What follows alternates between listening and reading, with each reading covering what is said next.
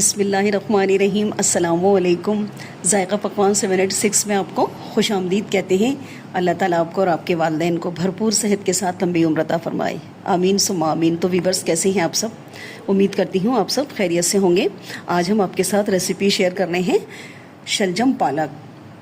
तो शलजम पालक हम पकाएंगे।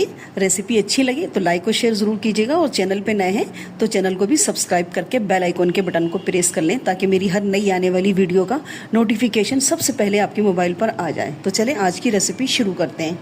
पालक मैंने धो के और इसको मैंने पालक को बना लिया। तो पहले पालक को धो लिया करें। काटने के बाद ना बहुत सारे न्यूट्रिएंट्स ज़ाया हो जाते हैं। जितना भी ग्रीन पानी निकलता है ना, वो समझ लें इसके न्यूट्रिएंट्स होते हैं। तो बस मैंने पालक को देखे, ये देखें, इस तरह की डंडी मैंने इसकी रखी है, पतली पतली इस तरह की डंडी। ये क्या होता है, पक भी जाती हैं और घोंटने में भी आ जाती हैं।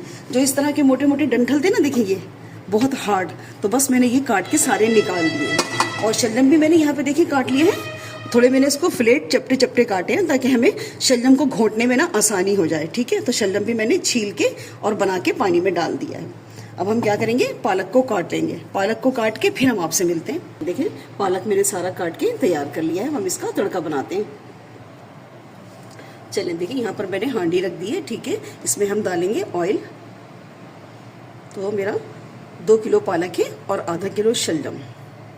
तो मैं कम से कम 200 ग्राम इसमें तेल शामिल करूँगी।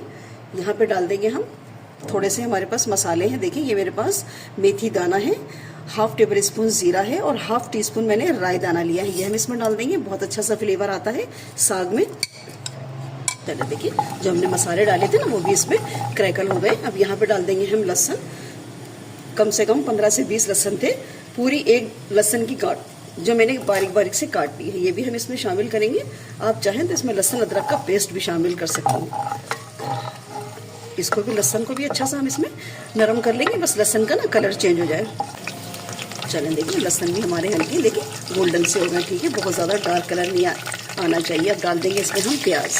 तो 1 बड़े अदद की प्याज थी, इसको मैंने बारीक बारीक कटिंग कर ली है। ये भी हम इसमें शामिल करेंगे। और प्याज का कलर भी हम गोल्डन ही करेंगे, बहुत ज़्यादा ब्राउन हमें नहीं करना है।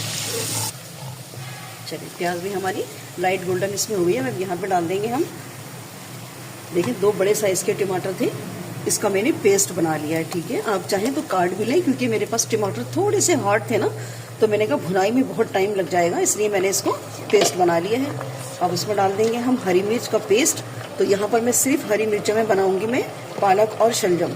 ठीक है, तो मैंने 1.5 टेबल स्पून यानी 1 और आधा मैंने हरी मिर्चों का पेस्ट शामिल किया है इसके अंदर। और यहाँ पे डालेंगे हम थोड़ी सी हल्दी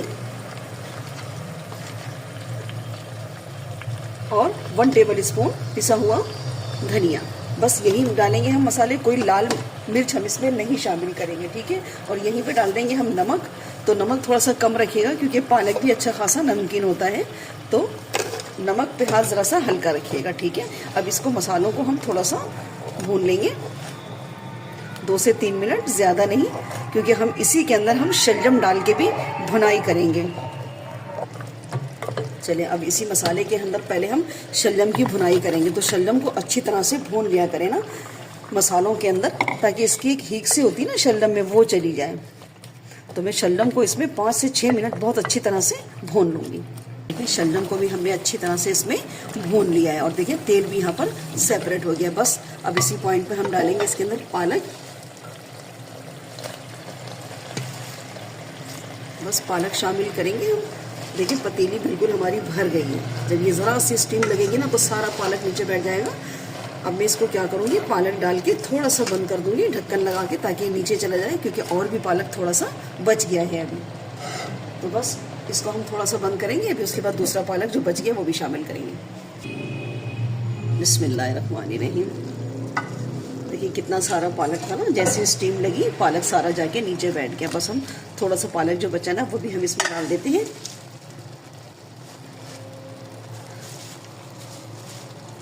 और इसको हल्का सा हिला देंगे आसपास से, ताकि ये भी पालक हमारा नीचे बैठ जाए।